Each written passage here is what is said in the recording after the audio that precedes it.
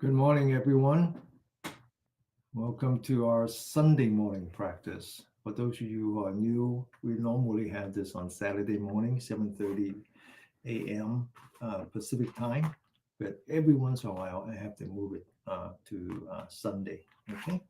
All right. So we'll be spending the next hour and a half together um, in what I call the chi therapy. And today, the meaning of chi actually has different layers. At the most basic layer is breath. Okay. So breathing obviously is the beginning of our life. So it's very important that we get our breathing right. And so at the very end, we're going to do some breathing exercise, what the North Indians, what the yogis call pranayama. Prana means breathing with your stomach, and yama means the practice of breathing with your stomach. All right. So we're going to pair that with some joint exercise and then also some stretching and then also sitting meditation. But keep in mind that essentially the next hour and a half is going to be all meditation. It's just that sometimes we meditate when we sit down, when we lie down, when we are standing, and sometimes we actually meditate when we're moving, including walking and exercise. So it's very important that when you do this exercise, you treat it as a meditation. And it's very important that you bring your mind back to your body. So I want you to anchor your mind at the very lower part of your spine, your lower back, and then I want you to walk up your spine one step at a time, one joint at a time. As you walk up to the top of your head, I want you to stretch the spine, stretch it as hard as you can, and then I want you to lean back the upper torso and then relax. Then I want you to focus on your shoulder, first on the front part of your shoulder, so you can open your shoulder. And now I want you to focus on top of the shoulder, and then I want you to relax. Now I want you to anchor your mind on the center of your palm. I want you to bring your hands up with your mind together very slowly, very mindfully. Bring it all the way up to your shoulder level. We're going to be doing some joint exercise starting at the wrist to the elbow to the shoulder to the neck and so forth. So please focus on your wrists. And as you turn your wrist, I want you to break it down into one turn at a time. And while you turn your wrist, I want you to examine your mind, see if your mind is wandering. Now, it's natural for your mind to wander off. And so every time you find your mind wander off, you need to ask your mind to say, please come back. I want you to stay focused on my wrist. I want you to feel the difference, the changes in your body right now, especially your wrist. See if you can detect any heat, sweat, numbness, pain, any kind of feeling. And one turn at a time, one turn at a time. And then I want you to rotate the other way, but before you do that, make sure that your mind is actually anchored on your wrist and nowhere else. Now turn it the other way, one turn at a time, one turn at a time. Now it's a good practice to examine the inside of your mouth to see if your mouth is wet or is it the mouth is dry. And in the Western culture, we like to drink a lot of water. We think that hydration is very important. Actually, more important than hydration is self-hydration. And now I want you to bring your hands down, focus on the center of your palm, bring it back down. And once again, back to the bottom of your spine, stretch the spine towards the ceiling, stretch it as hard as you can, and then lean back, relax, open the shoulder, relax. We're moving from the wrist to the elbow. Once again, I want you to anchor your mind on the center of your palm, bring the hands up very slowly, very gently, very mindfully, all the way to your shoulder level. And now we're going to focus on the elbow. Once again, turn it one turn at a time. Each turn has a beginning and an end. And after you turn, make one turn. Before you start another one, you have to tell yourself, I'm starting all over again, as if I'm starting from zero. One turn at a time. Focus on your elbow. One turn at a time. See if you can sense any difference. any heat, any wet, any sweat, any numbness, any tightness. One turn at a time, one turn at a time. Each one is independent of the other. Each one we start from zero. And now we're going to turn the other way.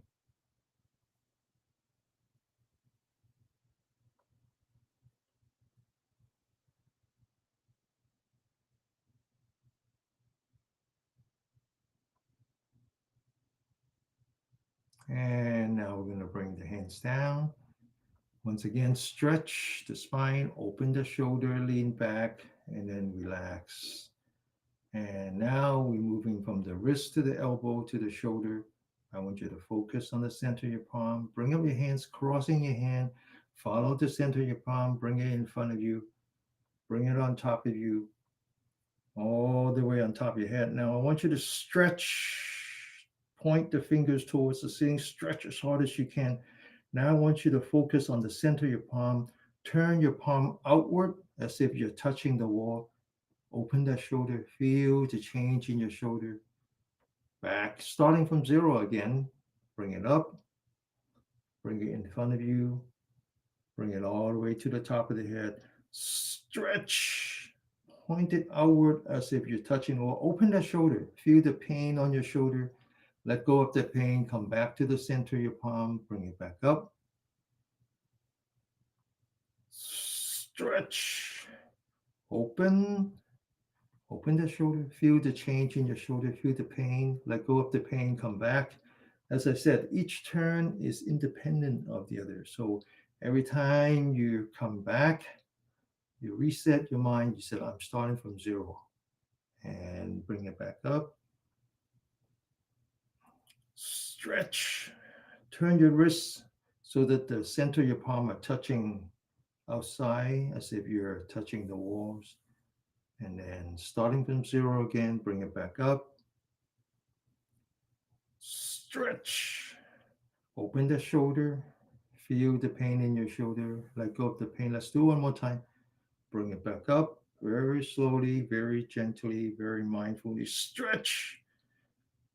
Point it forward outside and then relax. Now we're going to turn the other way. Open the shoulder first. Stretch. Bring it back down. Open the shoulder first. Stretch. Bring it back down. Once again, start from zero. Stretch. Bring it back down. One last time. Open the shoulder. Stretch. And then bring it back down. Now we're going to move from front to back. Once again, back to the spine. At the very start, at the very bottom of your spine. Walk up the spine. Stretch your spine one joint at a time. Move towards the ceiling. Stretch as hard as you can. And then lean back, upper torso. Relax. Focus on the front of your shoulder. Open the shoulder. Focus on the top of your shoulder. Relax the shoulder. Now we're ready to do joint exercise on the shoulder. Let's focus on the center of your palm. Bring up your hands, mind, body together in front of you, on top of you. Now get ready. Open the shoulder as far as you can. Feel the pain on your shoulder. Let go of the pain. Come back and anchor your mind on the center of your palm. Bring it back up. All the way back. Open the shoulder. Feel the pain on your shoulder. Let go of the pain. Come back to the center of your palm. Bring it back up. All the way back. Feel it, accept it, and then let it go. Come back to the center of your palm. All the way up. As far back as you can. Feel it, accept it, and then let it go. Come back to the center of your palm. One last time. Feel the pain on your shoulder. Let go of that pain. Anchor your mind on the center of your palm. Let it all go. And now we're going to continue. We're going to go from back to front as far back as you can. Stretch. Bring it back down as far as you can. Stretch. Bring it back down as far as you can. Stretch. Bring it back down. One last time. As far as you can. Stretch. And then bring it back down. Okay. Now we're going to continue to meditate.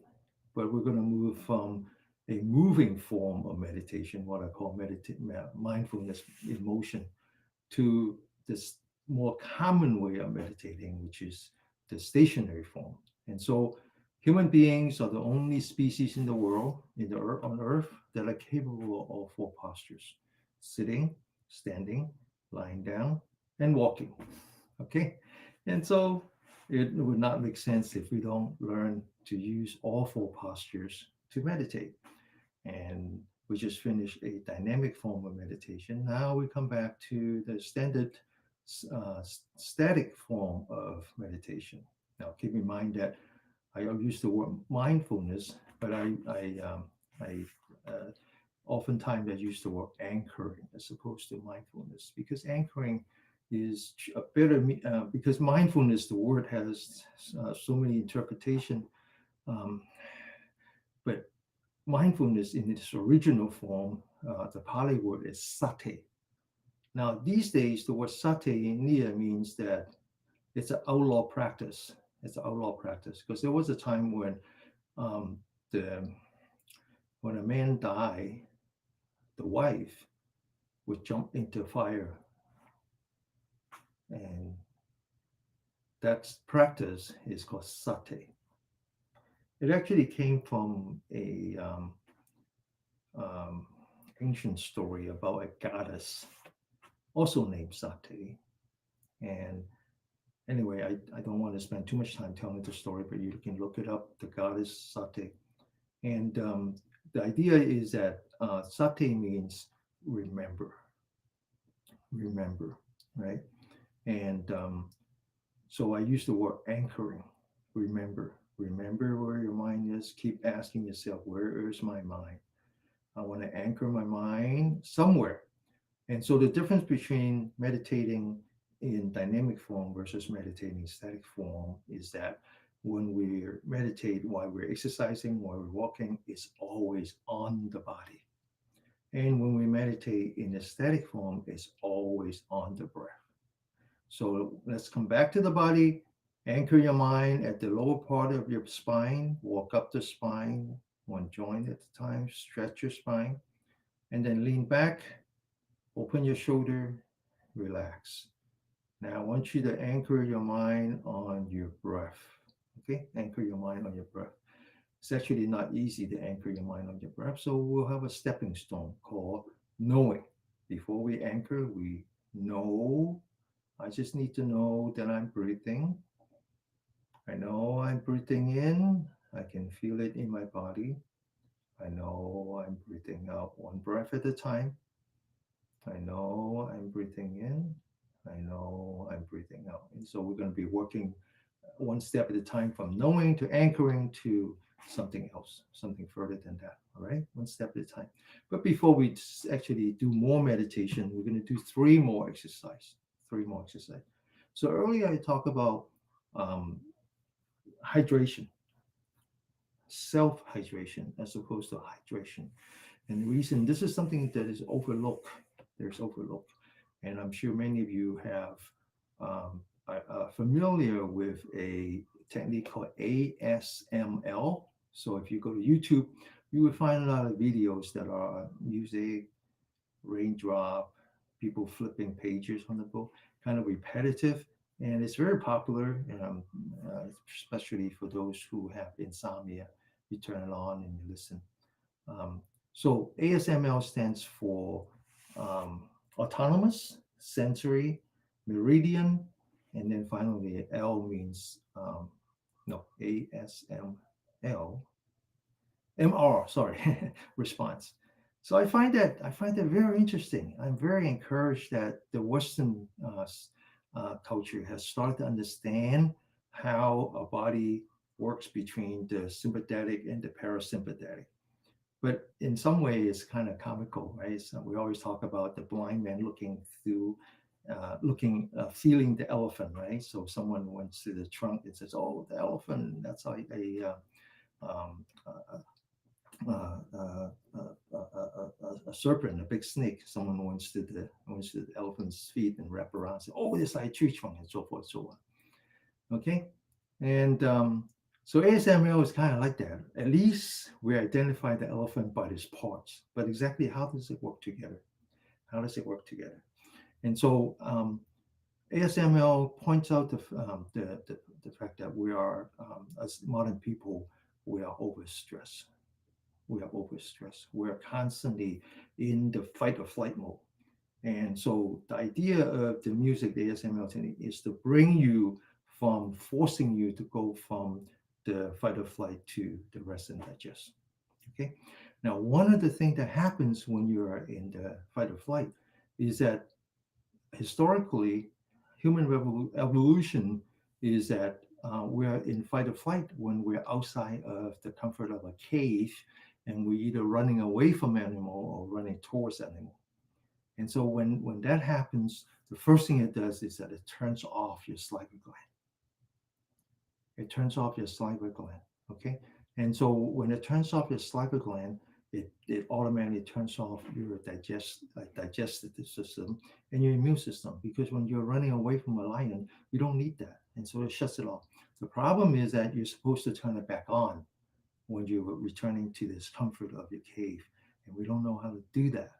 And so ASML is an attempt to kind of bring you back to the rest and digest. And I'll talk a little bit more about that. But in any case, here it's very important that you use that as a metric, as a way of seeing if you are maintaining that balance between the sympathetic and the parasympathetic. It's very important to maintain that balance. The fight or flight has a very important benefit, which is to reduce our inflammation. Okay, so you cannot just be in the rest and digestion thinking that is healthy. That is not healthy. It's the balance that is healthy. All right.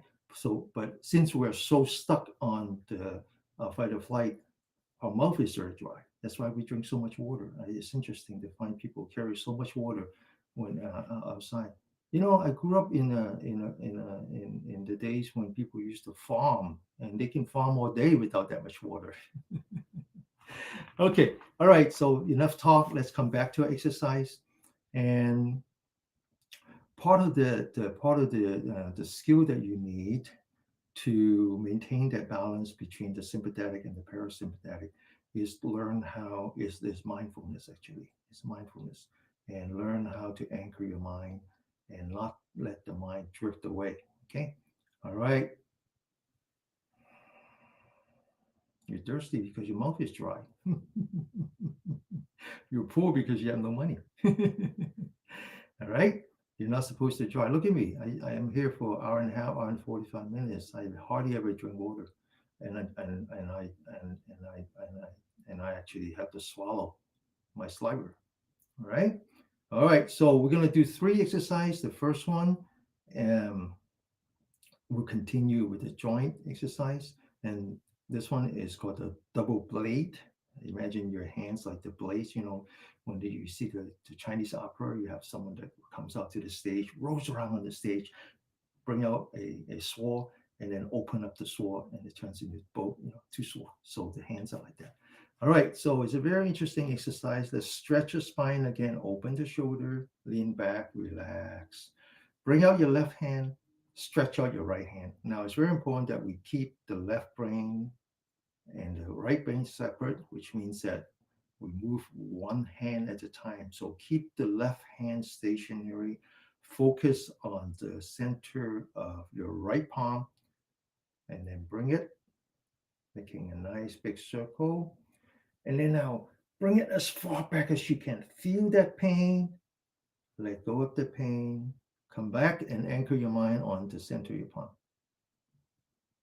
Now, right hand stationary, left hand very gently.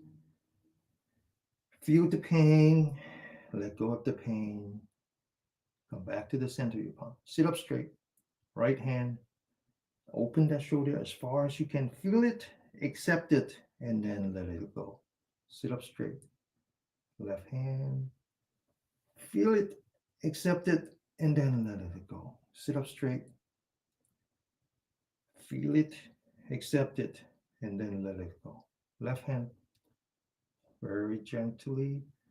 Feel it, accept it, and then let it go. Right hand, we're going to do two more times, okay? Feel it, accept it, and then let it go. Left hand, one last time. Right hand stationary. Feel it, accept it, and then let it go. Back to the breathing, one breath at a time.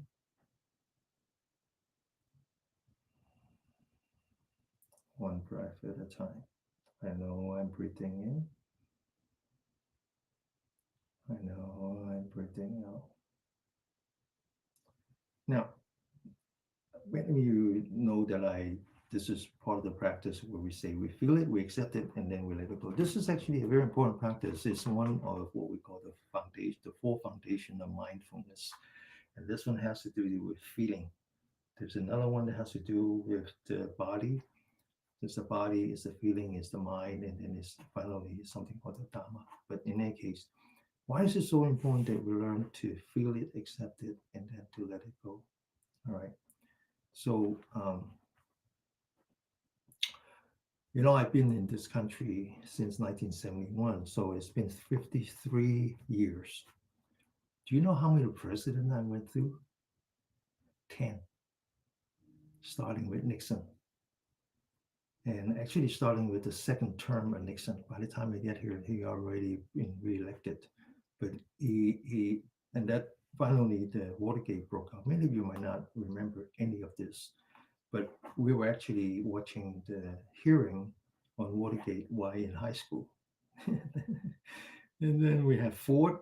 After Ford, we had Carter, Reagan, Bush, Clinton, Bush W, Obama, Trump, and then finally Biden. That's 10 presidents and about 13 elections during elections, right? That's a lot. That's a lot. Interesting, I was thinking about the other day. This is the only elections where they actually speak my language. I don't mean Cantonese. I mean the language of Buddha. I think in the past I talked about how our body, we are capable of both kindness and hate. Fully capable of it. It's within us. And so to the extent that one side takes one part and the other side takes one part, they're just merchandising. They're merchandising, right? Some of us likes to focus on hate and violence, and some of us like to focus on compassion and loving kindness. It's a choice. That's what freedom means. But the basic of Buddha's teaching is not to practice so that you can become someone, that you can become enlightened and become a spiritual being. It's actually not that. It's not that at all. The very essence of Buddha's teaching is that you are already someone. You are already a spiritual being. That it's just that it's like the sun. The sun is always there. I always use this example. You go out and you see the whoa, what a beautiful day. And then next day you go, oh man, it's all cloudy. But the sun has always been there. The sun is the spiritual essence of our existence.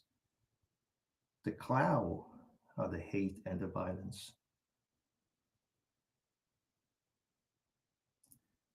Just like we don't see the sun because we're covered by the black cloud, or we turn our back to it. We don't see the kindness in us because we let the hate and the violence and the chaos and all that cover us up. So, how do we go back to something that truly who we are? Well, when someone disturbs you, whatever it is, it could be a campaign message, it could be just your neighbor yelling at you, whatever, doesn't matter. You need to learn to feel it, to accept it, and then just let it go. Don't let it bother you. Don't let it become you. Okay? Like the other day, last week, I think, I talk about a fable that I read when I was in Japan. It says whether it's hate or violence or jealousy or whatever, they're like the fish in your pond, but they're just the fish. You're not the fish, you're the pond. But how do you choose? How do you choose not to feed them when they're all around you? You learn the practice of mindfulness, especially the one about mindfulness of feeling. And we start with the feeling of the body. We get that as a habit. So next time when someone attack you and you have emotions, feel it, accept it, and then let's just let it go. Just let it go. Don't become it. All right. So that's why that practice is so important. All right. So let's continue. Let's continue. Our second practice is called throwing the fist. Something very simple, and it just get your circulations going. Okay. All right. Now stretch your spine, open the shoulder, lean back, relax. Bring out our right hand. Focus on the center palm. Like this fist. Get ready. Up. Open those fingers. Feel the vibration coming back to your shoulder. And then up. Come back. Sit up straight. Down. Down. Up. Up. Down. Down. One last time. Up. Up. Down. Down. Now focus on both hands at the same time. Open that shoulder. Get ready. One. Come back. Two. Come back. Three. Come back. Four. Come back. Five. Come back. Yeah. Okay. So I just glanced through some of the messages. There was a comment that Aurora made. He says, "A mind commands a body, and a body helps a mind. They work together." That's very good. Very good. Very profound. So in a practice, we actually talk about three things. We talk about the mind, the body, and the breath. If you want to calm your mind, you need to calm your breath. If you want to calm your breath, you got to start with calming your body. All right? It's very important. So ultimately, we want to calm a mind. A healthy mind is it makes a healthy body. Okay, and so before we learn how to calm a mind, we need to learn to calm a breath. Before we learn how to calm a breath, we need to learn how to calm our body. So the next exercise does that. Right? It's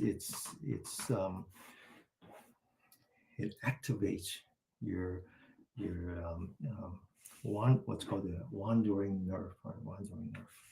And someone remind me what that actually what that meaning of that. I forgot what I keep forgetting. Uh, my mind, my brain is all mixed up with different way of saying the same thing. Vagus nerve. Thank you so much. Vagus nerve. All right. So we're going to activate the vagus nerve, which actually starts at the top of the head, goes down to the neck, to the back, and then all the way to the lower back, and then inside the stomach. It's that's why it's called wandering, and it's a very basic part, a very important part of the parasympathetic, the rest and digest. So let's activate that. And so we again come back to the spine, stretch the spine, open the shoulder, relax. And let's do a little bit of massage first. And so let's put our hands up. Imagine there's a circle, kind of rub to center your palm together. Now, there's actually a very important energy point here. So I'm not going to talk about energy point that much this week. We alternate. Next week, we're going to spend more time on that. And so you want to activate that. This is the only energy point that can put out positive energy. And now I want you to massage your face from the forehead to the chin, and then massage the side of the face, massage the forehead, massage the temple, sorry, massage the forehead, and then move up to the top of the head, the back of the head, the lower part of the head, the neck, and then on top of the ears. And then now I want you to learn how to massage the skull, the skull, right? So I want you to take your fingers and focus on the tip of the fingers, but not the fingernails. Okay. I want you to put four in the forehead, one on top of the ear, and then I just want you to comb your hair with Focus on the feeling, the tingling on your head. Two, all the way down to the neck. Three, and then now put all your fingers above the ear. One, two, and three. So what we're doing here is we're actually massaging the important meridians, and so there is one in the middle that actually coincides the spine. That's called the guardian vessel, and then next to that is the one that we name after the bladder, and then the one next to that is the one that we name after the gallbladder. So once we get all that going, now we're ready to do this final exercise where we start again at the spine, stretch. Open the shoulder, lean back, and relax. Now, once you open the shoulder, two energy point here called the gate to the cloud. I want you to put the thumb here, anchor your thumb on the gate to cloud, then just gently roll up your four fingers. Now, this is actually a very elaborate exercise, and but I want you to think of it as a therapy, as something that you actually enjoy. So I want you to close your eye. You don't need to look at me. You don't need to look at anybody else. Just focus on yourselves, whispering to yourself. Now, I want you to break this into four parts. The first part is very simple. Focus on the elbow. Lift up the elbow. And so you notice that your shoulder is also going up. So I want you to lift it up as high as you can. Stretch your spine as if you're bringing your shoulder to your ears. The second one is when you bring your elbow back, and as you do that, you notice that you're opening your shoulder. So I want you to open the shoulder as hard as you can, as if you're squeezing a tennis ball in the back. The third one is when you lower your elbow again and you completely relax. The last one is when you point the elbow forward, you're actually hunching down, you're looking at the floor. You're actually you're bringing in your shoulder, you're bending your back, you're lowering your neck. Now from here, I want you to lift up your elbow, and now you're looking straight at the camera. Lift it all up as high as you can. And then I want you to open the shoulder, point the elbow back, and now you're looking at the ceiling about 45 degrees. Open that as far as you can.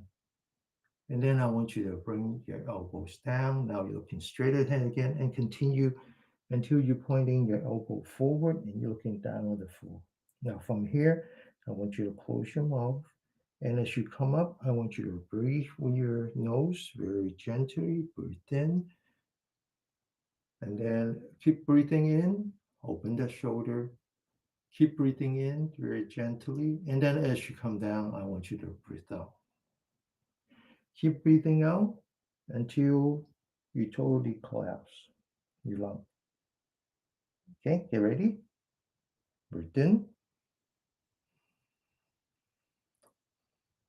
Now it's very important that as you breathe out, you relax. Relax. Breathe out. Let it all go. Let it all go. Breathe in. Breathe out.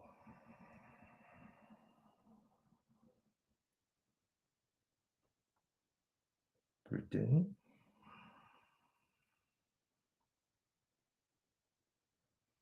Breathe out.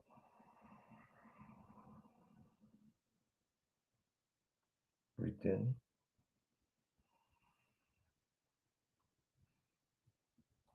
Breathe out. Breathe in. Breathe out. One last time. Breathe in. Breathe out. Now lower your hand. We're going to start our sitting meditation. And it's very important that remember what I said, right? Before um, you calibrate your mind, you calibrate your breath. Before you calibrate your breath, you calibrate your body. Always start with the body. So it's very important that we sit properly. And when we sit, we don't use any muscle. We try not to use any muscle. And so it's very important that when you sit, you're putting blankets and pillows, so you're not using any leg muscle, right? It's like the pedestal to the belt. The rest of the body is like the belt, the Liberty Belt. And if you sit on the chair and make sure your bottom of your feet are touching the floor, then I don't want you to lift up your arm. So just lower your arm, rest it on your knee, rest it on your thigh, rest it somewhere. Now, if you must do mudra, don't lift it up, just rest it. Okay. And well, if you must, you must. Okay. But I'm just saying that here we try not to use muscle. Muscle is the fire element. So here we don't want to use muscle. So that's the first is the legs, second are the hands. The third is the spine. So this is the part where we focus on the lower part of the spine.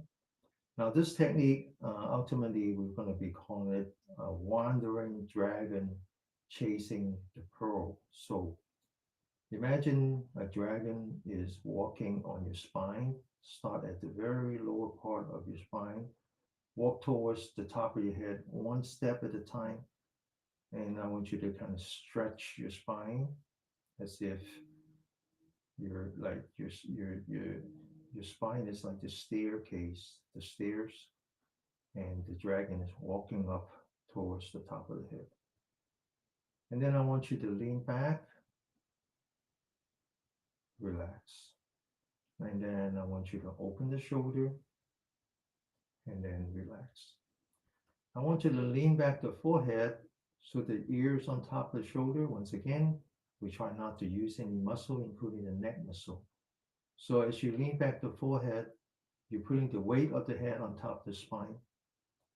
Now I want you to focus on your chin and just kind of tuck in your chin. So the top of the head, an important energy point called 108, is on top of your central nerve system. And now I want you to focus on your forehead. Relax the forehead. Relax the eyelid. So you're shutting your eye. You're closing your eye, but you're not shutting it tight. So you can actually, you just relax. Just think of the baby. When they sleep, they just relax the eyelid. They don't shut it tight. And so you can see light coming through your eyelashes. You can see your knee, your hand, maybe the floor. And now I want you to take the tip of the tongue and put it behind the teeth. Rest the tip of the tongue where the teeth meets the roof of your mouth. Close your mouth. Now this will activate the rest and digest, the parasympathetic. And so I want you to feel the inside of your mouth. Okay. So earlier, someone asked, "Why are we so thirsty?" And so I kind of say, "You're thirsty because your mouth is dry." Well, you're thirsty because you're under a lot of stress. Okay. So now we're just gonna start with knowing. I know that I'm breathing in. I can feel the breath. I know I'm breathing out. One breath at a time. Okay. So now we're gonna go from knowing to anchoring. I want you to anchor your mind on your belly button. And when you know that you're breathing in, I want you to push that belly button forward. And when you know that you're breathing out, I want you to bring that belly button backward as if you're bringing the belly button to the spine. Breathe in, forward. Breathe out, backward. One breath at a time. Let's sit for 3 minutes.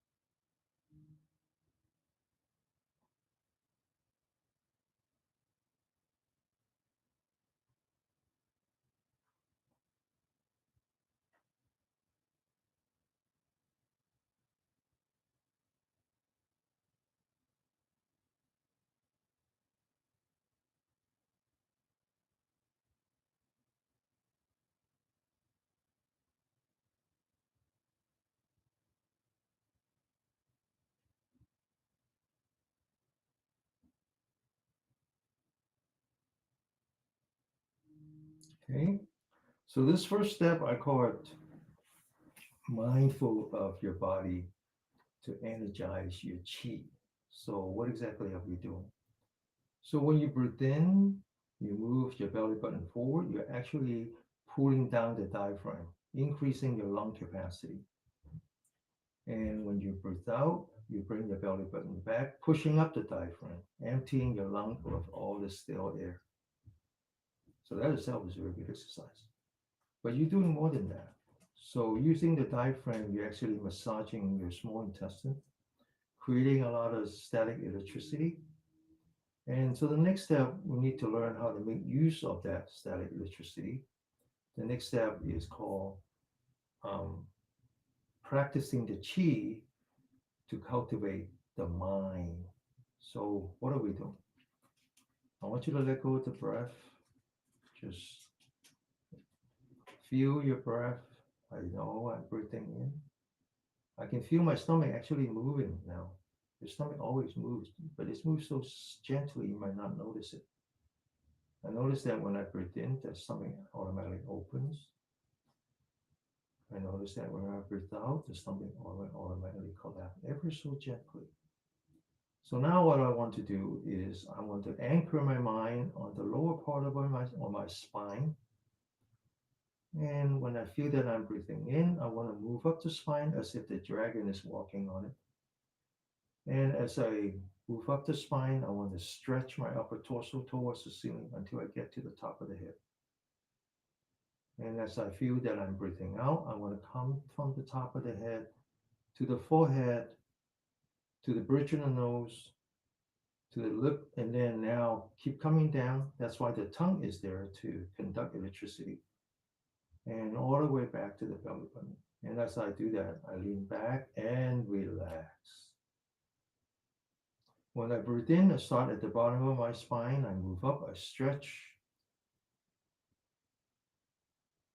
As I breathe out, I come back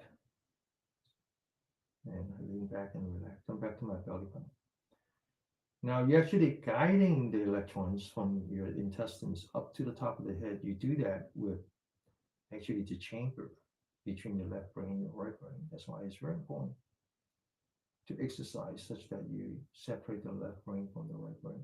But in any case, this next one is called um, energizing the chi to cultivate your mind.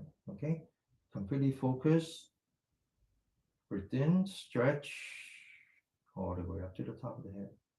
Breathe out, come back down, relax, lean back, all the way back to the belly button. Okay, 3 minutes.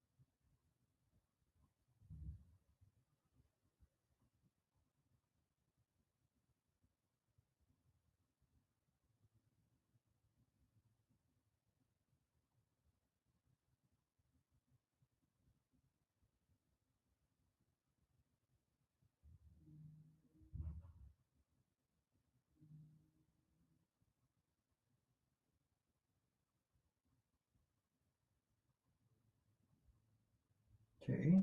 Now, the next step is actually very profound, very abstract. It's called uh, emancipating the mind to return to emptiness. Okay, this is really the last step towards enlightenment, and it's a big step. So we're a long way from that, and so we really want to keep practicing the second step, but we want to remind ourselves some of the subtlety of the second step. So that's why we use the word wandering dragon chasing the pearl. Now, 3 minutes is not enough. 3 minutes a week, or actually 3 minutes, is not enough. So, if you're interested in this technique, this is called the microcosmic technique, traditionally. You need to practice more, and but after a while, you notice that there's actually is like a energy, a ball energy that rises on your spine, and you're not really using your mind anymore, but rather you're following the energy. And that's why we call it the dragon chasing the pearl. The energy that coming up your spine is the pearl, and you're the dragon, and you're just chasing the pearl. So the pearl rises on its own, and you just go up with the chasing the pearl to the top of the head, and then chasing the pearl back to the stomach like that. But we added the word wandering dragon. This is the key. You need to be very, very free. You don't want to put a constraint, like harness on the dragon. So when you come up to the top of the head, imagine there's a cloud on top of your head, like the ancestor home of the dragon. You don't want to stay at the top of your head. You don't want to use your brain at all. You don't want to, you just want to feel it without analyzing it. So you just feel it, let it come up as far up as you can, let go, so it returns to the ancestral home. And then when you breathe out, let it come back down to your abdomen. This is the place that we call Dan Tan, the field of fire. So it's like the cave where the dragon comes and rests. So just let it rest as long as you can. And then when you breathe in again, rise to the top of the head, let go of the head to the cloud. And then when you come back, gently back to the cave and just rest. Now, after a while, you feel that your head is very cool and your stomach is very warm, which is a good thing. All right, so let's try that for 3 minutes.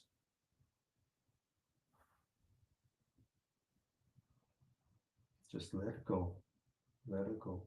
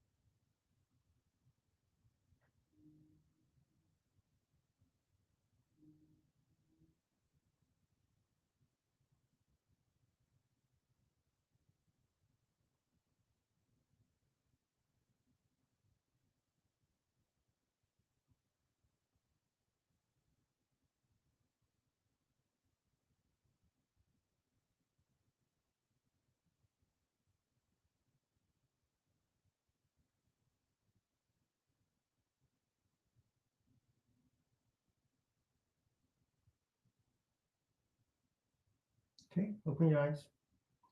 So this last part is just a stepping stone, right? It's really understanding how to free your mind and free the dragon and not let it constrain and just let it go. And this is actually a very important part of the Buddhist teaching. Buddhist teaching is all about resting your mind. In this case, the mind means your intellect. So in the West, we often we don't really make the distinction between intellect and intelligence. So we think that all our intelligence is in the brain. The intelligence is everywhere, right? So, for example, if you watch the Democratic Convention, you notice that there's a lot of father and son team. For example, the second gentleman and his son are candidate for vice president, um, and his offspring, his son. And you notice that there's a lot of similarities, right? They all have the same nose. They all, look exactly almost like. So that's not because of the brain. That's because of the intelligence on a cellular level. But we don't understand that. We think that it's all about the brain. And so the Buddhist teaching is about letting that go, so that you can really be one with the rest of the intelligence. Okay, and and so this that's why we said the last one is very abstract, very difficult to achieve, and it's called emancipating your mind to return to emptiness. It's very abstract, but it's basically that you're imprisoned by your intellect. Let it go. Let it go. Okay. The intellect has a different name. The intellect is yourself and your ego. You gotta let it go. Otherwise, you're imprisoned by it. All the black cloud that I talked about comes from yourself and comes from your ego.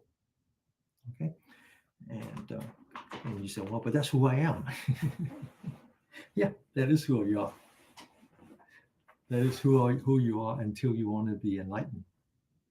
Okay, all right. So let's do a little bit of stretching exercise, and then we're gonna do some floor exercise, breathing, and then we come back and do more meditation. All right.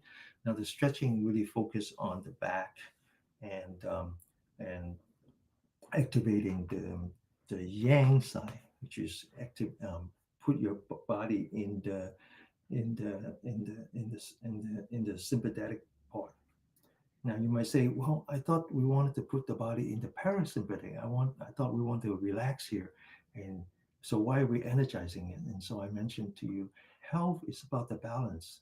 And it's not about one or the other, right? So the Western doctors now are starting to understand that, and they call it, they have a name for it, and they call it autonomous disorder. It's a disorder, meaning that you don't have the harmony between the yin and the yang, right? You're stuck on one or the other.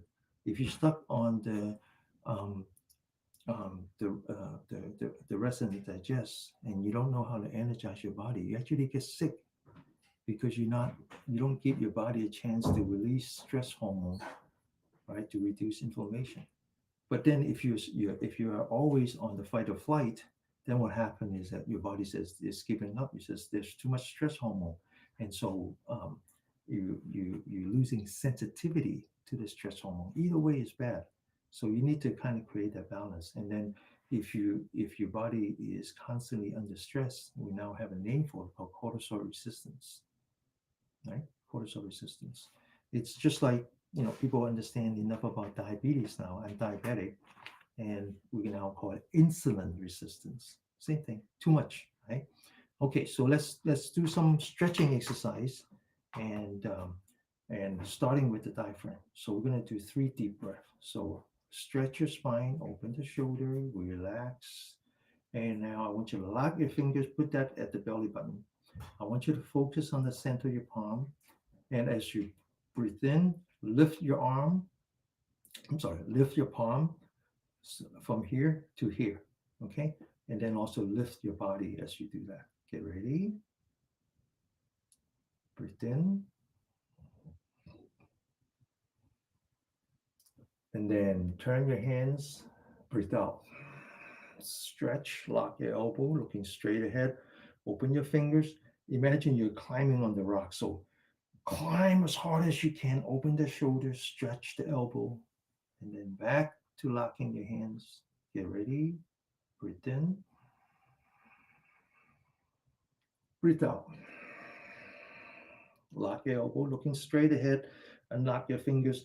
Climb as hard as you can, stretching the elbow, stretching the shoulder. One last time. Breathe in.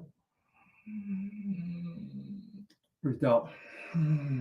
Stretch, lock your elbow. Climb as hard as you can. Back to locking the fingers, palm facing up, palm facing down. Stretch, lock your elbow, keep locking. Now, also put some pressure on your fingers. Okay. Now, looking straight ahead, bring your arms up. Okay. Stretching your fingers. Bring it to the top of your head. Lock your elbow. Lean back slightly so you're forming a straight line between your spine, the top of the head, and the center of your palm. And you push as hard as you can. Then you lean back, hold it, come back to the middle, push. Now the entire upper torso lean to the left, hold it, come back to the middle, push to the right, come back to the middle, push to the left, come back to the middle. One last time, push to the right, come back to the middle. Focus on the center of your palm, bring it back down, completely relax.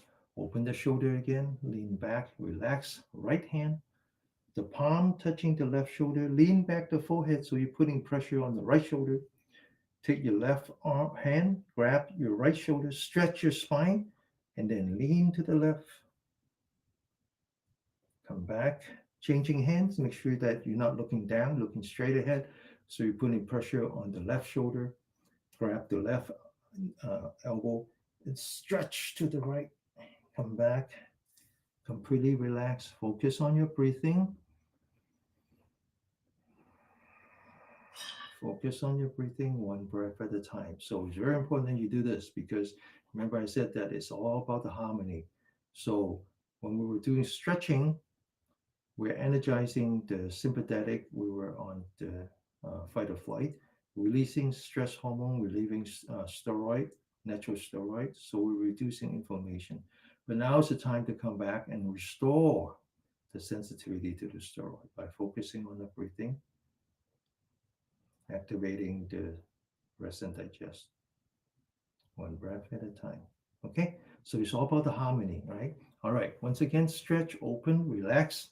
Left palm facing up, wrist at 90-degree. Right palm, put that between the fingers in the center of your palm. Bring your left hand down. Now focus on the elbow. Push your elbow as far as you can. Eyes looking forward. Use the elbow to bring up the arm. Lock the elbow, okay? Palm facing forward all the way up to the eyebrow. Sit up straight. Don't turn your body. Just take your left arm and bring it to the right. Don't turn your body. Lock your elbow. Come back. And then relax. Sit up straight. Right palm facing up. Wrist at 90-degree. Left palm between the fingers and the palm.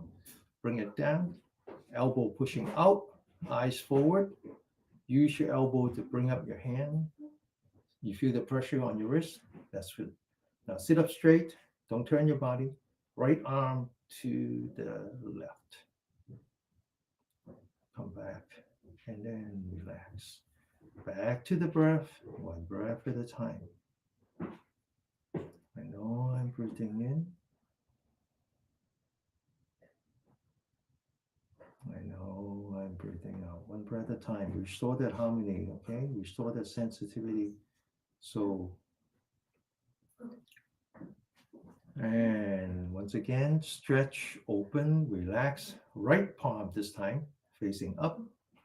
Wrist 90-degree. Left palm facing down. Wrist 90-degree.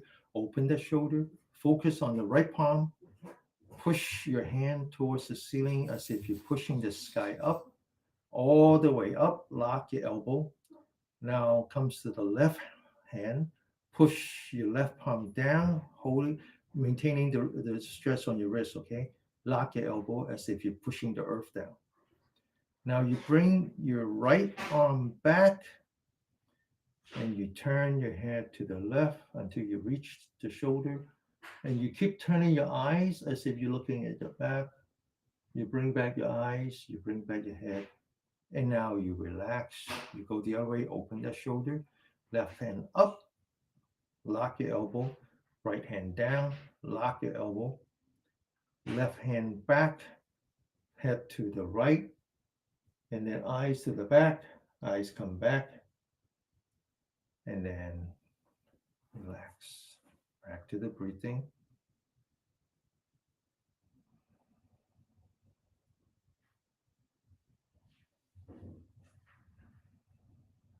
Okay, so the stretching exercise that we do here is a little bit different. We're not stretching muscle. We're really actually stretching the meridians. Okay, it's in between the muscles. It's a connected tissues, sometimes called fascia, as in myofascia. All right, so we continue. I'm going to stretch the spine now. Sit up straight, open the shoulder, lean back, relax. Okay, now two hands locking. Put that in the lower back, palm facing up, palm facing down. Move towards this floor until you lock your elbow. Now focus on top of the head and then also the center of your palm at the same time. Push the top of the head up and then push the palm of the center of your palm down, one up, one down, stretch your spine. Stretch and then relax. Lean back the forehead so you're looking at the ceiling 45-degree, and you bring your arm up as hard as you can. And then relax. Back to the breathing. Very, very important. Restore the sensitivity, bringing your body into harmony, into balance. Now open your shoulder, lean back, relax. Right palm touching the back, top of the head to the sky. So you're looking straight ahead. Focus on the right shoulder. Bring your right shoulder up, and then relax. The other hand, looking straight ahead. Bring your left shoulder up, and then relax. Back to the breathing. One breath at a time. Open the shoulder. Relax the palm, the back of the hand on the right hand on your lower back. Two fingers pointing to the left shoulder. Bring your right shoulder down, fingers up, and then relax, changing hand, fingers pointing to the right. Bring your left shoulder down and the left fingers up. Sit up straight, two hands touching. Sit up straight, looking straight ahead. Right shoulder up, left shoulder down, and then relax. The other way. Looking straight ahead. Left shoulder up, right shoulder down, and then relax. Back to the breathing. One breath at a time. I know I'm breathing in. I know I'm breathing. Check your breath, okay? Check your breath. Make sure you're not huffing and puffing. Okay, so one last exercise called the reverse Buddha. Stretch your spine. Open your shoulder. Relax. Put your hands together, palm touching. Put that on your lower back, fingers pointing down. Fingers pointing up, bring it up. Keep the center of your palm together. Okay, sit up straight, looking straight ahead. Push your spine forward and then open your shoulder. One forward, one backward. Maintain that pressure. Focus on your breathing. And then relax. Okay? All right. So we're running out of time, but it's okay. It's okay. So let's just relax the knee. Relax the knee. 1, 2, 3, 4, and 5. The other way. 1, 2, 3, 4, and 5. Okay. Continue. Relax the heel. 1, 2, 3, 4, and 5. The other way. 1, 2, 3, 4, and 5. Left. 1, 2, 3, 4, and 5. The other way, 1, 2, 3, 4, and 5. Now to the toes. Now this exercise, the next exercise is actually very good for your lower back. So a lot of you have problem with the lower back. And from the Chinese standpoint, that's qi deficiency, okay? Especially the kidney qi. All right, so this one will actually help with your lower back. So we focus on the top of the head and we gently push the top of the head towards the ceiling, stand on your toes. Stay focused on the top of your head. And then when you come down, impact the heel. All right. Now, second time, push your top of the head towards the ceiling, stand on your toes, stay focused, and then bring it back down gently. One last time. Bring it back down gently. Now we're going to stand on one foot. Stand on the left, focus on the top of your head, maintain balance. And then we're going to kick the right foot. One, come back to the top of the head. 2, and 3. Now we're going to stand on the right foot, focus on the top of your head, don't look down. 1, come back. 2, come back. And 3. Okay? All right, so we're going to start doing the breathing exercise called the pranayama. All right, open your shoulder, relax, focus on the center of your palm, bring it up. 1, bring it towards your body. 2, bring it down, lower your knee. 3, stand up. 4. Okay, now breathe in all the way in. 1 and 2. Breathe out all the way out. That's 3. And then finally, when you stand up straight, you relax. Very simple. Just keep focusing. Breathe in, breathe out. Very gently focus. Anchor your mind on the center of your palm. Right? Remember now, we're meditating in motion. So we need to anchor our mind on the body. And this time, we're going to anchor it on the center of your palm. Breathe in, breathe out. Now we're going to change form. Breathe in, cross your hand, put that in front of you. Breathe out, all the way out. Bring it back in, and then breathe out. Stand up straight, breathe in, breathe out, breathe in, breathe out. One last time, breathe in, breathe out, breathe in, and breathe out.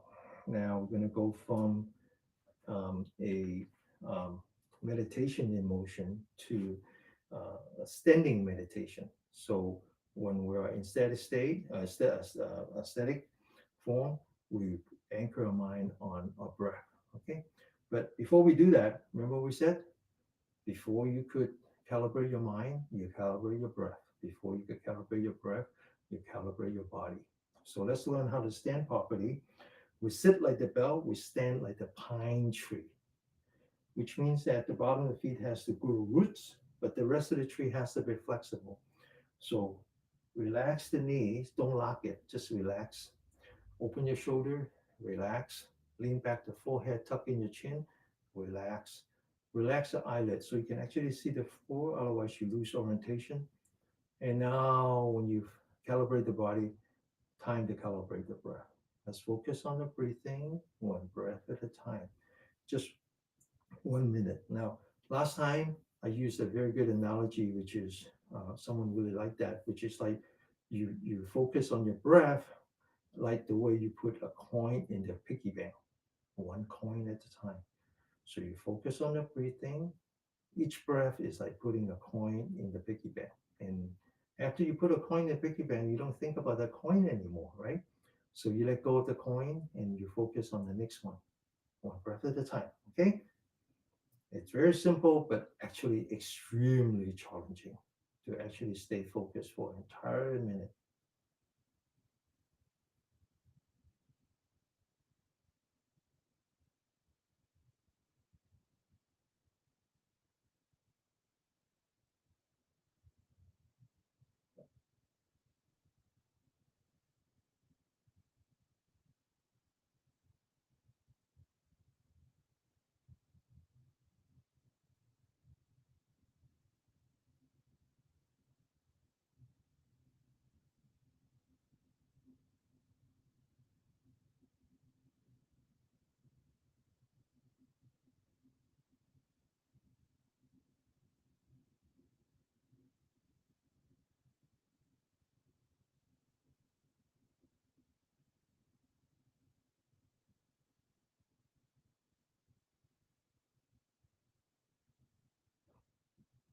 Okay, left foot forward, lean back, toes pointing up. You're looking at the ceiling, 45-degree.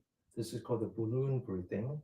You raise your arm, you follow the center of your palm, you roll your body forward. Now the heel is up. You're looking at the ceiling, 45-degree. Embrace yourself. And then you open back up again. Heel is up, looking at the ceiling. As you go forward, you breathe in with your nose, close your mouth. As you roll back, you breathe out. Breathe in and breathe out.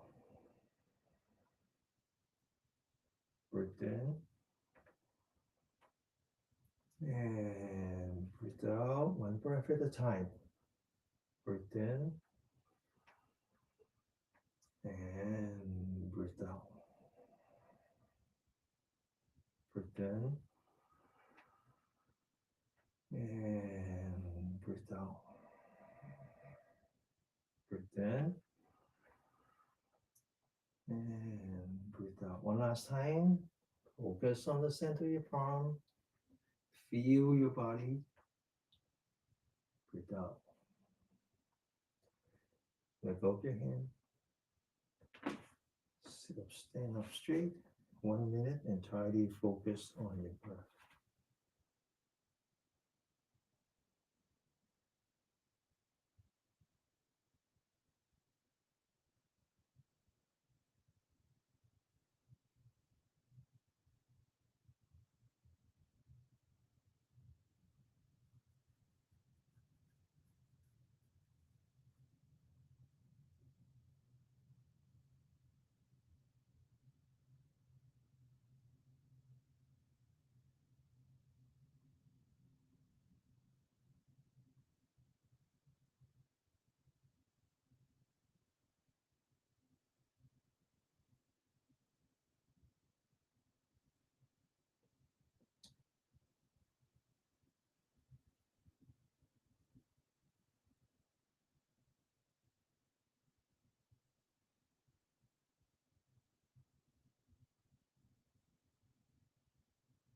Okay, now to the left.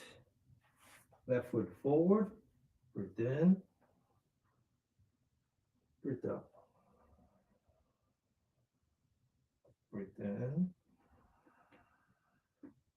Breathe out. Breathe in. Breathe out. Breathe in. Breathe out. Breathe in. Breathe out. In.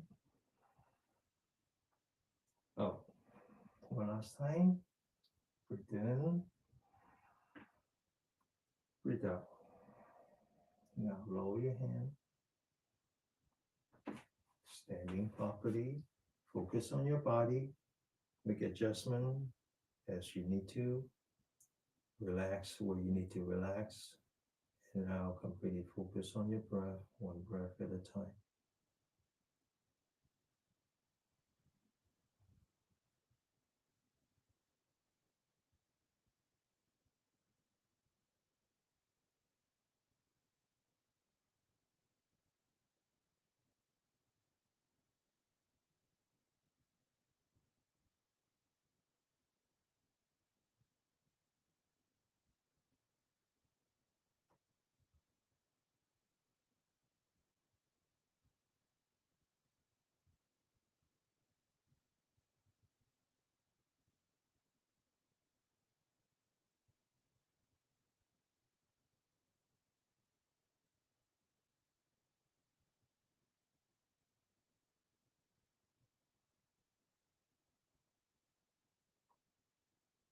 Okay, now the third form, which is called the butterfly. So focus on your hand,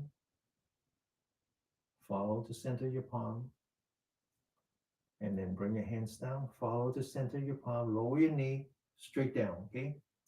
And then raise your knee, bring up your hand, follow the center of your palm, raise your heel, Back of the hand touching, right? Okay, so now breathe in, breathe out. Stand on your toes. Breathe in, breathe out. Breathe in, breathe out. Breathe in, breathe out. Breathe in, breathe out. Okay, one last time. Follow your hand. Breathe in, breathe out. Bring down your hand, lower your knee. Focus on your body, and now focus on your breath. One breath at a time.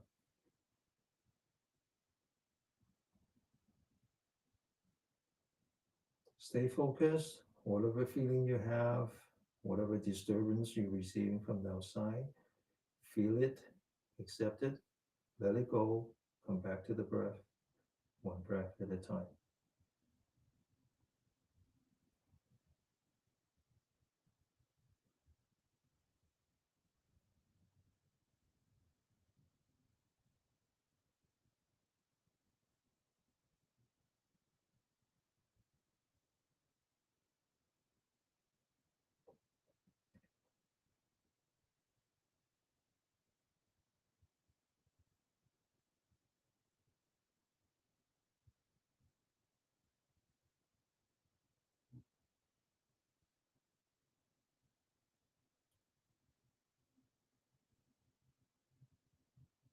Okay?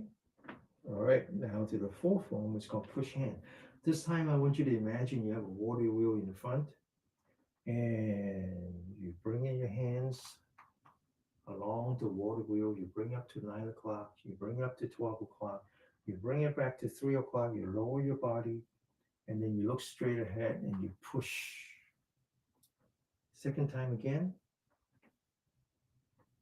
and you push. Now, as you bring your hand up, you take a breath gently, deep breath, in breath, and then you take an out breath. Breathe out, relax, breathe in, breathe out. You focus on the feeling of your body, right? This is without thinking, without analyzing, without judging. Just feel it. Breathe out. Breathe in. Breathe out. Breathe in. Breathe out. You don't just push with your hand, you actually push with your lower back as well. Breathe out. Breathe in. Breathe out. Okay, one last time. In, out. Come back. 1 minute.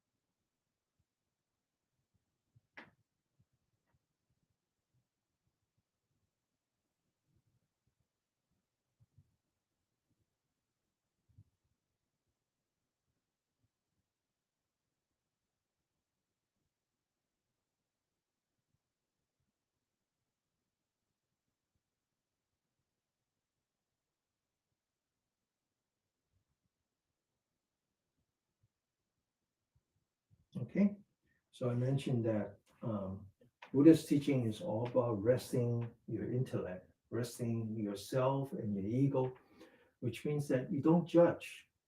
You don't judge. You feel it, you accept it, And you don't judge, just let it go.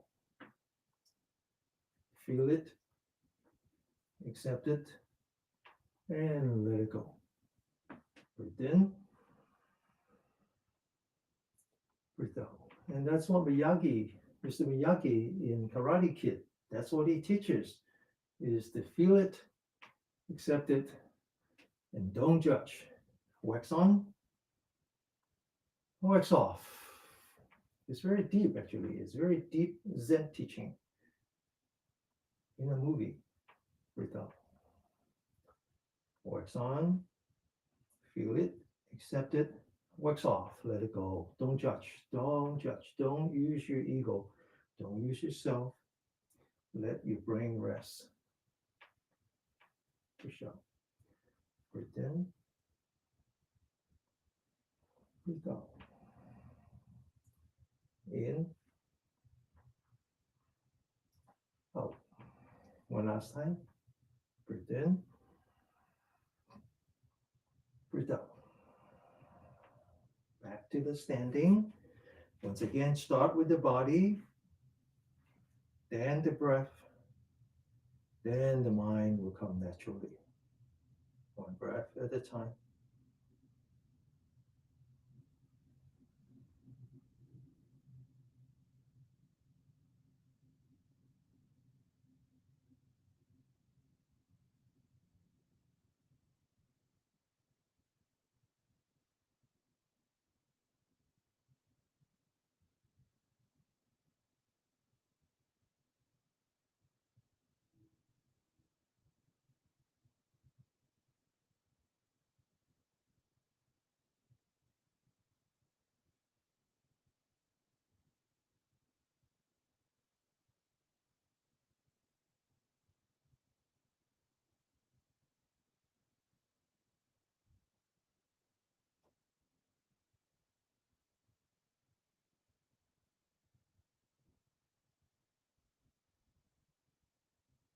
Okay, so the last one is up and down.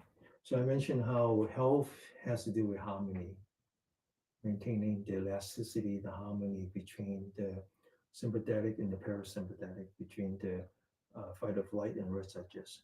Either way is bad. If you're stuck in one way, or the other way is bad. So a lot of times we're actually stuck on the rest and digest because um, and and that's when you get lightheadedness.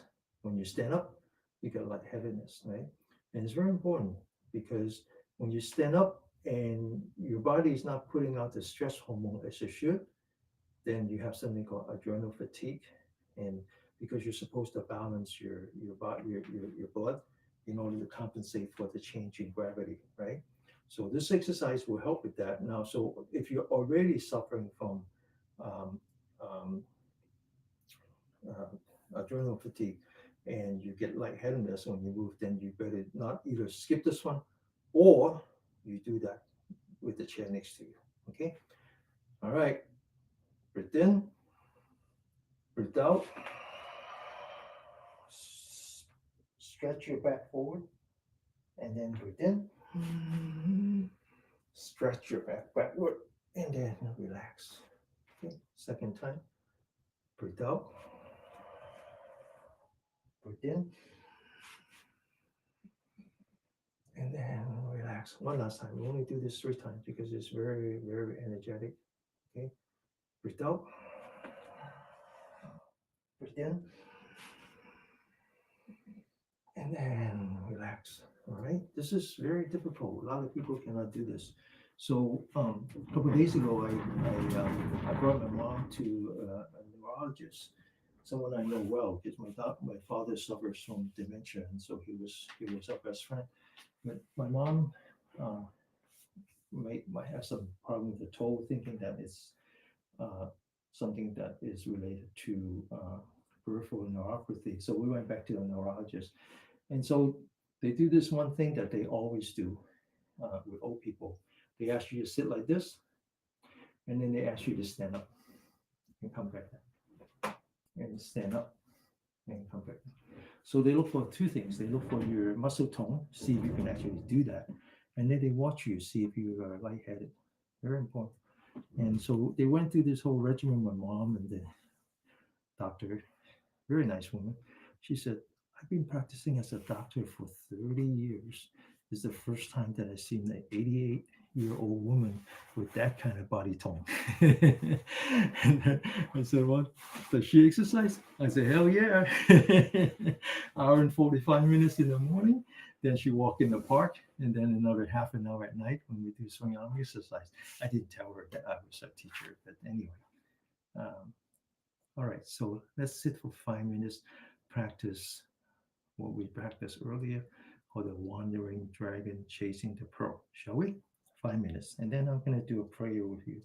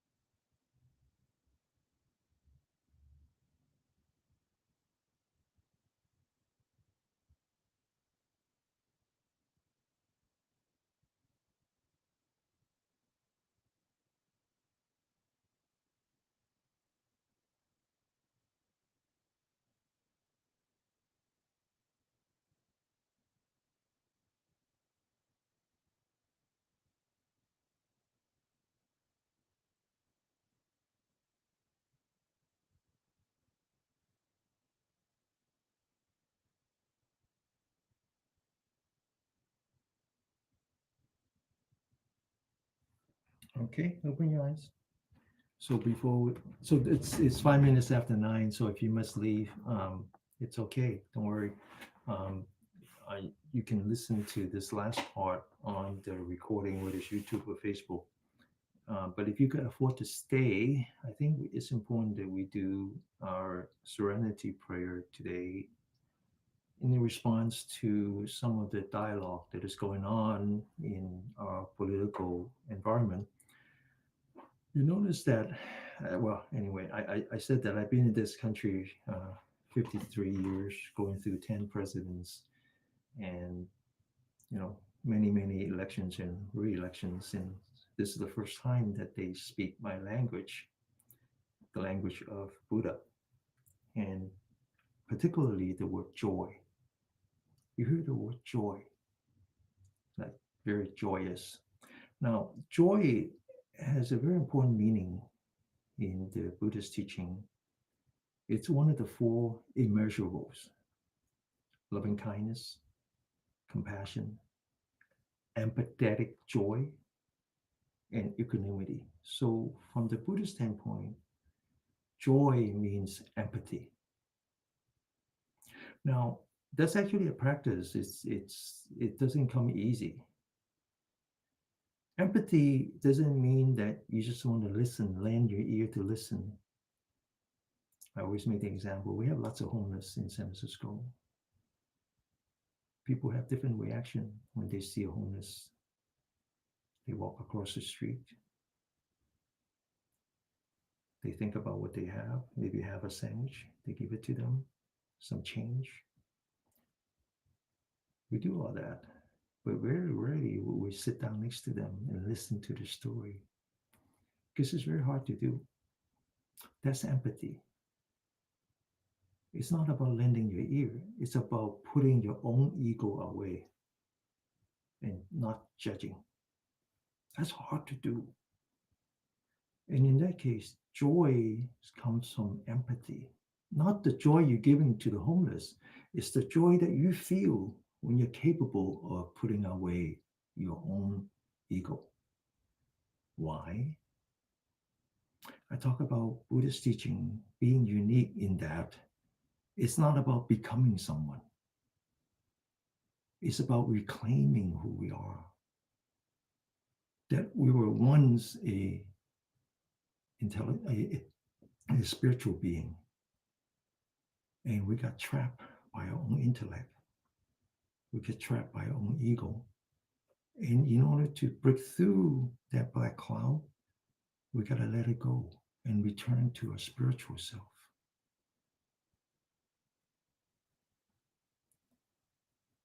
If you understand that, then you know how to read the Bible. You know how to read the Bible. In the book of Genesis, Adam and Eve were spiritual beings living in the Garden of Eden. We call that the Brahma realm.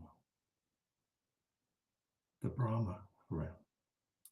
Why do we call it the Brahma realm? Because there was a Brahma king, one of the deity in the Brahma realm, who claimed to be the creator of the universe.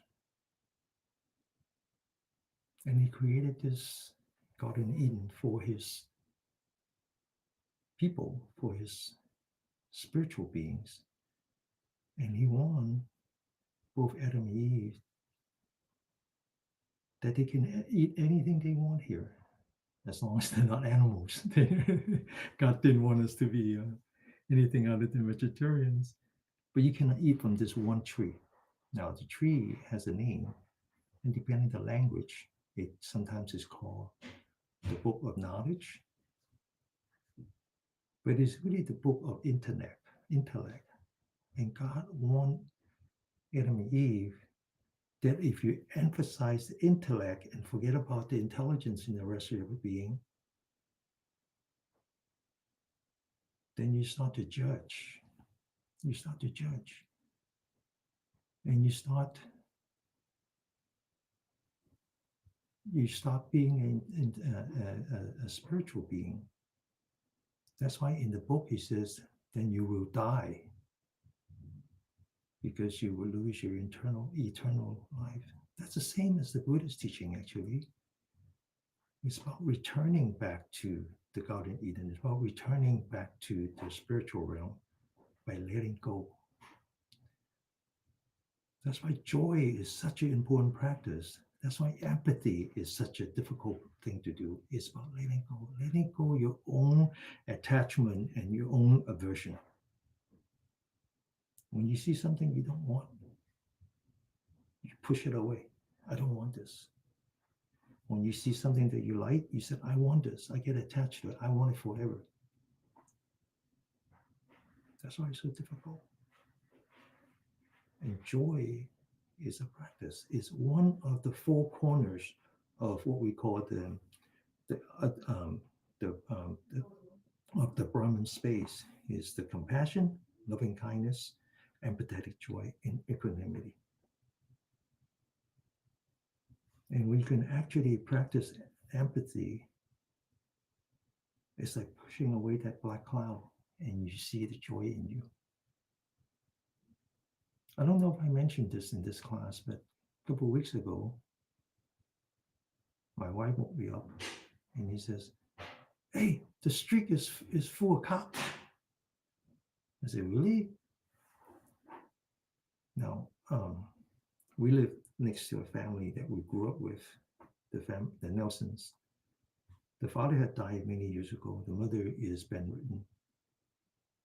The children are all basically drug addicts. The oldest son had died. The son-in-law had died. The older sister had died. They all have weak heart. You know, when you're consuming fentanyl all day, that's what happens. Only there's the younger sister, the younger brother, and one of the grandsons are left.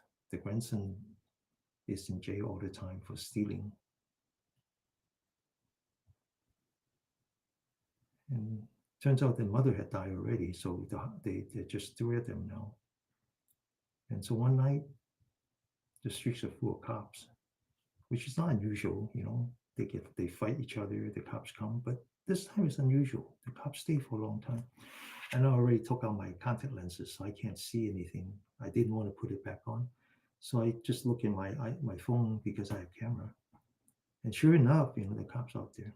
I said, "Oh, it's okay. We're not in danger or anything. Just we'll figure it out." And I have a morning class. I got to go back to sleep. All of a sudden, the bell ring. I walk down. And, who is this? Hi, I'm a police officer. Yeah. Can I speak with you? Well, it's kind of late. Well, we're just wondering if we could get access to your recording. I said, well, you tell me what's going on, maybe. Well, there's a murder next door. Huh? So it turns out that once the mother had died, you know, they're waiting for the house to be foreclosure because they did a reverse loan. And they just basically invited all the friends and have fentanyl parties. And they got in the fight and someone hit someone with a vase and the guy had a heart attack and died. So I didn't get all that until in the morning. My neighbor across the street gave me a full report. Now that's not good. That's not good, right? I mean, your family is in danger. Your house could be on fire. You know, good thing they're not smoking cocaine or because at least with fentanyl, they just put it in the cigarette. So there's very little chance of lighting a fire in the neighborhood. But in any case, it's easy to have aversion, much harder to have empathy. Much harder to have empathy.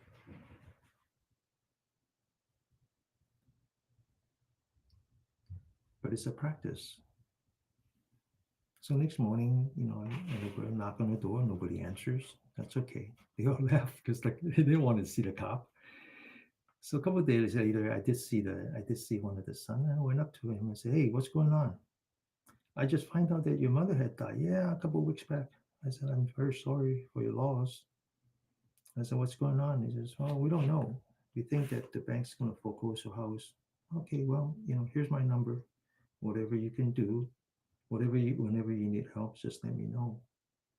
You put aside your own ego. You don't judge because judging doesn't help. You keep your eye open and see if there's any sign of danger. You just hope that that eventually the bank will take over the house, and that would be the end of that, right? So empathetic joy is very difficult, but that doesn't mean that we don't practice. Every opportunity is to practice, whatever it is. Good feeling, bad feeling, doesn't matter. Feel it, accept it, let it go. Don't judge. Don't let it disturb you. Just let it go. You're the water, not the fish. Let's put our hands together. Let's focus on the eyelid. Let's focus on the light in front of us. Let's identify that light as the source of all positive energies, as the protector. I identify that light as my creator. I call her God as I know her. I'm forever grateful for her grace, for my health, for my family. I ask for the courage to continue my practice, to continue to learn to put aside my ego so that I can return back to my true self, one that is characterized by compassion, loving kindness, empathetic joy, and equanimity. I ask for the serenity to accept all the things I cannot change, including my neighbor. Ask for the serenity to continue to change myself, to make this a better world, a world better than I found it, to be worthy of this experiment called democracy, to contribute where I can. I ask for the wisdom that is within me so that I know the difference. Namaste.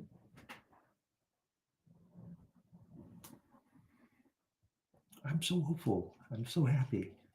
After 53 years, we come back full circle. Okay? And we'll see what happens in the next, what is it now, 77 days? Whatever it is. Okay. 星期一見。感恩 Danny 先。Okay, bye-bye.